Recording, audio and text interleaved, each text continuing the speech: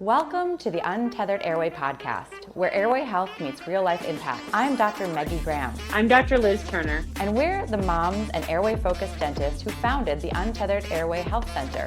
On this podcast, we're pulling back the curtain on the root causes of breathing and sleep challenges, helping families and fellow providers understand how airway-focused care can change lives. Because it's not just about teeth, it's about total body health. Let's dive in. Hey guys, in this episode, we're going back to basics and not what you learned in dental school or medical training. We're diving into the why airway is the true foundation of health, development, behavior, and sleep. Whether you're a parent, a provider, or just someone who's tired all the time, this is the crash course you didn't know you needed. You can't have whole body health without whole airway health. And most people have no idea that their breathing is broken. So let's dive into this a little bit. In Matthew Walker's book, Why We Sleep, which is just one of my favorites, and I'd highly encourage a read or a listen, he breaks down the foundation of basically every chronic health issue there is. PTSD, depression, anxiety, PCOS, dementia, diabetes, cardiovascular disease. There are so many impacts that poor quality sleep can have on our whole body being. And so that, I think, is the hardest part for me as a dentist is, so we missed this for so long. I missed it for so long. We didn't learn this in dental school. We don't learn it in medical school. And I still go and get to speak with so many providers who are like, I've never heard that perspective. When we separated the mouth from the rest of the body, we really did ourselves a disservice because what we're really missing is the whole entry point for breathing, oxygenation, and ultimately sleep quality and healing. And so I think that's definitely the hardest part for me to stomach is it just feels like we're always fighting an uphill battle. And so many of our families are coming in, our patients are coming in and they're saying, I've never heard this before. And sometimes they'll just start crying because they're like, oh, wow, there is somebody who's not telling me I'm crazy, somebody who is listening to my concerns. And finally, somebody's putting the pieces together. So the airway is the foundation for health. Breathing is step one. You can go days without water, weeks without food. You can go less than minutes without oxygen. And the hard part is when our structural support of our airways, our nasal cavity, and our oropharynx are compromised, because of size limitations or blockage, we are going to have a disruption in sleep quality and breathing. And there's just no way around it. There is a way around it. It's called a CPAP. A CPAP is a positive pressure that forces air down the tubes. And that's what I tell patients all the time. CPAPs keep people alive, but at the same time, those come with risks because over time, there's a pretty good chance that obstructive apnea, the blockage, is going to change to a central apnea where your brain is completely dependent on that medical device that's been provided and prescribed to you. And so I think the big thing to appreciate is that many people, the stats say 85% are breathing wrong. And they're breathing through their mouths. And that may be an eye-opener to some of you, but nasal breathing is healthy breathing. And let's start with infants. Infants should be obligate nasal breathers. We should be seeing babies breathing through their nose. And how many of you have baby pictures of your own kids or see baby pictures of your friends' kids or see even ads for certain baby products and there's a little baby asleep with their mouth wide open? And that's where it starts. It starts with first latch. It starts with the ability to get a good latch and seal at breast. And we'll do another deep dive onto infant oral function and how that impacts growth. But if a baby is mouth breathing from day one, they are already at a disadvantage. If a baby has difficulty latching on day one for a variety of reasons, they are already at a disadvantage because those turbinates that they're born with, they're enlarged. The turbinates are the little squirrely things inside the nose. And if those are blocked up and we can't get our nasal breathing going, we're going to be mouth breathing. And then you couple that with things like infantile reflux, silent reflux, with the environment we live in. We live in a more polluted place than we did 200 years ago. The breathing itself is going to be compromised. And what that means is that the filtration system, the tonsils, the adenoids, all those are going to be puffy and large from day one. So then let's go into childhood. In childhood, well, tonsils, adenoids, if they're enlarged, they could be structurally blocking the airway, at least in some part. And if we can't correct the breathing patterns or there's not enough space to breathe around them, what'll happen? Snoring could develop. Audible breathing or purring at night could be developing. Sleeping with a neck and extension, kind of like in CPR, a head tilt chin lift to get that airway open. that could be occurring. And what does that do? Well, children are really malleable. And when we have nasal breathing that's obstructed and leads to mouth breathing, we'll either be jutting the jaw forward or jutting the jaw down and back. And that can impact the way that we grow. So then what happens? It continues the cycle of dysfunction because now we have an abnormal growth pattern. And now the foundational bones, the upper jaw, the maxilla, and the mandible, the lower jaw, they don't fit together. And what does that do? Well, that provides muscular tension that can further impact spinal instability and posture. And the trickle-down effect keeps continuing. Ultimately, what does that do to brain health? In children, poor quality sleep has a huge impact on behavior, and we have an epidemic of ADD, ADHD. We can argue all day it's related to food, to dyes, to all sorts of different things. But one piece of the puzzle is that poor quality sleep has the exact same symptoms as ADD, ADHD. In an adult, they'll fall asleep at the wheel when they're driving. They're incredibly exhausted. What does a frustrated and exhausted child do? They're reactive. They're on edge. Their behavior is not awesome. And we've all been there as parents.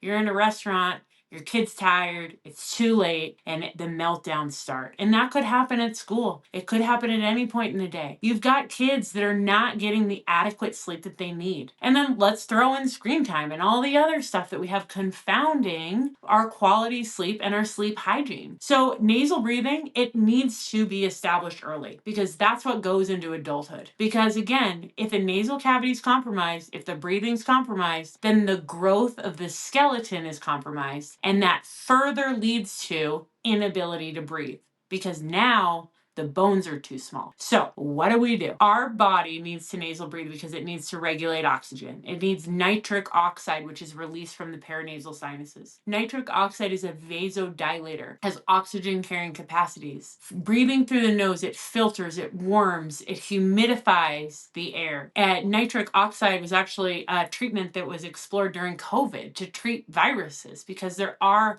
such huge antiviral and antibacterial healing properties to it. We need to nasal breathe for our full body health. And it's not just that structure, the size of the jaws, but it's that nitric oxide release that comes from nasal breathing that's super important. And so what do? And who should we be collaborating with? Well, really anybody. Cardiologists, nephrologists, the kidney people, because they see this stuff in the blood gases. They know if somebody isn't sleeping well. Dentists, as professionals, we need to be screening for airway instability, sleep disorder breathing, because ultimately it impacts our dentistry. How many times have you had a buccal classified filling, a little filling on the side of the tooth? And how many of you patients have had this too, where you have it done and a year later it's popped out? Well, why is it popped out? The teeth aren't fitting together, they're functionally inappropriate, and it probably some aspect of nocturnal sleep breathing that's going on. And so this isn't just about snoring. This is about the root cause of everything. And that's where I would really go on a ledge and say snoring in children is dysfunctional at any point. It is not normal. If you've got a kid and their head's tipped over in their car seat and they're snoring a little bit, that's different. That's postural. It's still not okay, and maybe we should adjust them. But at the same time, we need car seats for safety. But we're talking nighttime, kids all over the place, their covers are everywhere. Maybe they have night sweats. Maybe they're still wetting the bed past the age of 5. That's called nocturnal enuresis. We've got kids that are grinding. We've got kids that are really loud breathing, but nobody's called it snoring yet. It's the same thing. It's turbulent airflow. It's restriction in the nasal passages or vibration of the soft palate due to mouth breathing. And it's compromising brain health early on. There are so many studies that are linking IQ to sleep in children, behavior to sleep in children. And so I know we're here to talk about grown-ups too, but kids are where it's at. And kids are where we can make the most positive change because they're actively growing. Altering their structures favorably is so much easier in a growing child than it is in an adult. I have an adult palatal expander in, and that's why you might listen to this and say, her speech sounds bad. Maybe she's a tongue tie. No, I have a grown-up palatal expander, and it's a giant piece of metal that's improved my ability to nasal breathe so that I, as somebody with upper airway problems, have the best chance of having a strong and healthy brain later on in life. Because knowing what we know, and this is what I tell families all the time, like our goal should be to do better for our children than our parents were able to do for us, because we just know so much better. We have so many more resources in terms of literature to support intervention skeletally. It's not just about lining up the teeth for a pretty bite and a pretty smile. If the foundation is in the right place, the pretty bite and the pretty smile will follow along with very, very little effort. It's just, it takes some steps in childhood, and that could involve a tongue tie release. And just because you have a tongue tie release as an infant, it doesn't mean you need orthodontics. And I'll definitely say that strongly. Growth is a continuum. A tongue tie release, soft tissue management to get the bones going in the correct direction, like that's step one. We have to do that. We have to work on the swallow pattern because those kids are so malleable. Like, how many of you have seen a kid in a helmet? A kid in a helmet, that's a pressure point in the skull because they were postured to one side, or maybe there was some torticollis or things like that that are impacting the ability for the spine to sit neutral. The other reason we'd see something like that is the kids protecting their airway. They can't sleep flat on their back. And yes, the whole idea of back is best, I'm not going to argue with that. But if I've got a kid who is forcefully pushing their neck to one side to keep their reflux out of aspiration zone, that's a problem to me. And so what we can manage in infants is soft tissue. We can manage function and strength, postural stability, body tension from birth and being kind of wound up in the womb. Our maternal stress is so much higher these days. And these babies are coming into a world that just has so many levels and so many layers to the onion for health. It's just, we need to start peeling them back piece by piece and being okay with there could be another layer. So having a tongue tie release doesn't mean you don't need orthodontic. It means that you were set up for success for us to be able to reflex integrate, gut health because we have less air intake and better swallow patterns. It means weight gain without so much effort. It means good quality sleep because the tongue's in a better position so we can get more human growth hormone release in these early years. It means restorative brain and body health. But that still could mean phase 1 orthodontics because genetically, a lot of us have small jaw. And if you have two parents with jaws that are a touch too small, the chance that you have a child with jaws that are a touch even more too small is high. With each generation, our jaws get smaller. Stanford published that study in 2016. Each generation that goes by, our jaws get smaller. Yet our capacity and our need for breathing is higher than ever. So what I would argue is that we keep looking at growth and health through the lifespan with a slightly different lens. Make modifications where we can. Improve on sleep quality with the tools we have in front of us, for the person we have in front of us, with the symptoms we have in front of us, because no case is the same. So possibly that tongue tie release, possibly phase 1 orthodontics, maybe a habit corrector appliance somewhere in between that, maybe some speech or occupational therapy. Then we go into continuing myofunctional, making sure that tongue tone is in the right place. And I said tongue tie because there's a chance that a second stage release could be a benefit. Tongue ties aren't always one and done. It depends on the severity of the restriction to start and how much strength we had to gain. If we had a ton of strength to gain and more fascia walks its way forward between those two bellies of the genioglossus muscle, and we're able to access that at age 8 because a kid can't roll their R's or they have still a little bit of a tongue thrust, and we can retrain that and fix that, that's a huge win because it means that kid got that far to be able to keep going into this process. So maybe it's myofunctional, maybe it's a second phase release, maybe it's just, wait, we're back on track and we're just going to grow and exist as a child for a little while. But sensory-wise, health-wise, we're going in the correct direction with each step of this journey. Okay, so then we're 12 and all our teeth are in and we need phase 2 ortho. Just because you had phase 1 doesn't mean you don't need phase 2. What if a lateral, one of your centrals is a little rotated and we want to correct that aesthetically? There's absolutely nothing wrong with that because aesthetic corrections are functional corrections. There's rotation of a tooth in a wrong spot, it's going to hit a different tooth in a spot it's not designed for. Our bodies are designed a certain way, and so are our teeth. They're designed to fit perfectly together. And I talk about this a lot with leg length discrepancy. So if we've got an upper jaw, lower jaw, they're two different sizes, there's going to be compensations in that gait, and that will have a lifelong impact on postural stability, eventually probably some jaw stuff, you never know. Maybe it leads to somebody having more compensations and more damage on one side that leads to hip replacement. If we can keep leg length discrepancy even,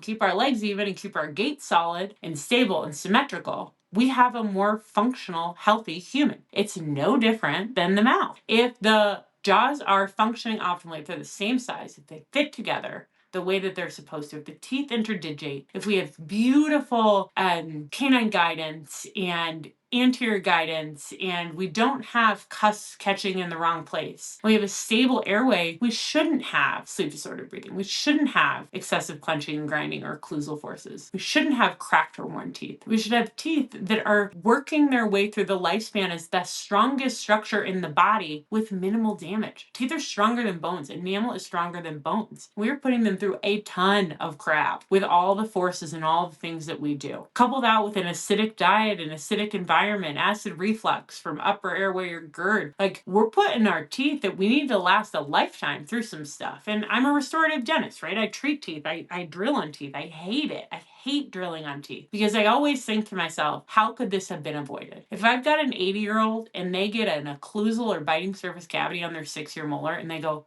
how did this happen? I go, you've had that tooth in your mouth for 74 years and it has teeny tiny bit of damage. That's amazing. If I've got somebody who's got crowns on all their molars and they're 30 because they've worn that enamel down, that's a problem with a root cause that nobody's talked about.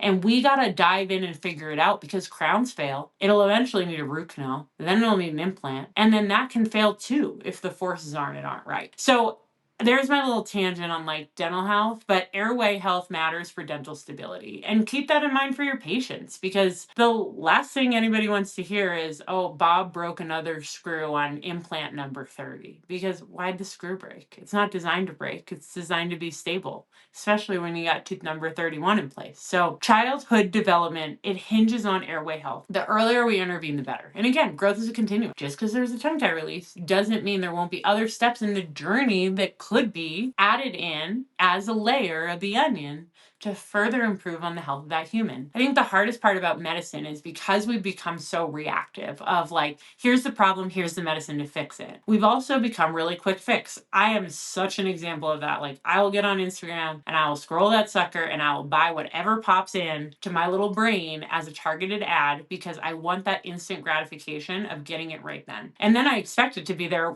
overnight because of Amazon. And like, who doesn't go on and spend the extra $25 to get this 7 a.m. to 11 a.m. overnight shipping? Because I did that last night for a phone charger that I didn't need because I have another one, but I wanted this one. And so we're a quick fix society, and it's the same way for health. We expect things to be rapid, but if we have 5 years of damage that we need to make up for, it takes time. If we have 25 years, it takes more time. If we have 60 years of poor breathing that we're trying to make up for, that can take a lot of time to unravel the layers of that onion. So why are we watchful waiting? Because one thing we know, look at the ENT literature, watchful waiting when mouth breathing, it makes things worse. If the tonsils and the adenoids are enlarged, they either need to be structurally reduced because there is a place for that. And I know a lot of us that are listening to this are more on the holistic side. I am too. But I would consider myself more on the side of if there's a problem, I want it corrected again as quickly as I can. And one thing we do know is that removal of tonsil and adenoids are the quickest way to clear an airway. And if I have tonsils that are near touching, they're pink, they're cryptic, they've had strep 100 times, but they haven't in a year or so, they're still gigantic and they're still blocking that airway and contributing to difficulty in breathing. So maybe it is a good decision to meet with the ENT and talk about what removal means. Well, if you choose not to do that, that's okay, because other things that could be done. We know that expansion can improve the oral volume and improve the breathing passages, and which could further reduce the size of the tonsil and the adenoids. So that's also an option. We can get statistically significant reduction in the size of tonsil and adenoids with expansion. The big question is it enough to avoid surgery? In some cases, yeah. In other cases, maybe not. But at least we've given that child a better opportunity to breathe and potentially avoided surgery. So then, myofunctional therapy, tongue tie releases, Tongue tie release in a 3-year-old, in my opinion, is not always a great idea because the healing from a 3-year-old and discomfort is going to be poor. We should have caught that when they were younger because there's a pretty good chance it was symptomatic. It's just nobody looked correctly. Well, okay, what else can we do if we can't do a tongue tie release on a 3-year-old and we don't want to sedate him and we can't do sutures, we can't get healing? Maybe we just work on muscle strength, alignment of the teeth, good healthy habits, nutritional changes. There's a lot we can do for airway health that's non-surgical. So we should be, again, peeling back the layers of the onion bit by bit to get a healthier version of a child so that we can keep growing healthy adults. Because this is where I'm fearful. We have a population and a normalization of childhood problems that's going to show up soon. It's going to show up in the next 10 years. When we've got kids who not only have all these other triggers in their life for anxiety, depression, hardship, isolation, but now we couple that with a brain that's just not getting the healing that it's needed for the last number of years. And I worry about the adults that are to come because, again, I think we have the opportunity to make positive change. And for some reason, we're just not doing it. So that's why we're here. Airway is the missing link for so many chronic health problems. And that's where let's make change. Let's do better for ourselves, for our children, for our kids, so that they can keep going in the right direction of evolution. That's my little 2 cents. Airway health, it matters. Thanks for tuning in to the Untethered Airway podcast. If today's episode helped you see things differently, Please share it with someone who would benefit from hearing this.